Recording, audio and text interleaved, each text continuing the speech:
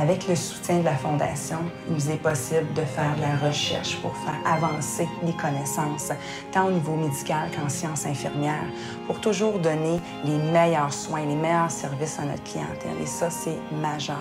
On a aussi accès, grâce au soutien de la Fondation, à un plateau technique, un plateau d'imagerie, d'intervention qui nous permettent de réaliser des choses, de sauver des vies qui ne peuvent pas être sauvées ailleurs sans cette infrastructure-là, sans cette technologie-là.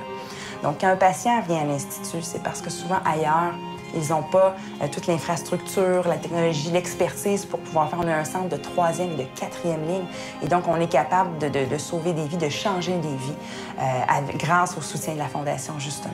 Le gouvernement nous donne l'argent qui nous permet d'offrir des soins de très haute qualité aux patients.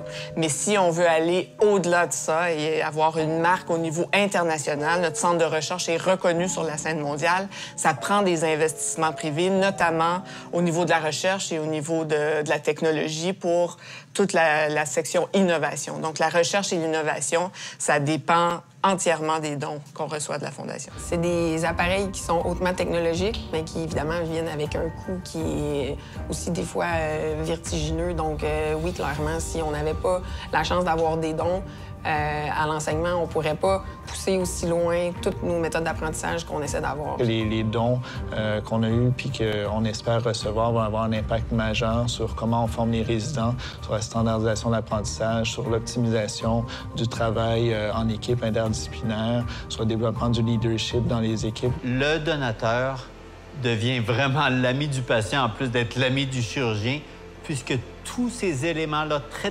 technologiques se transforment en coûts très élevés et avec le support de tous et chacun, ça nous permet de garder ces programmes-là non seulement à flot, point de vue monétairement, mais nous permet aussi d'avoir un élan de développement important et qui est central pour notre rôle à l'Institut de cardiologie de Montréal.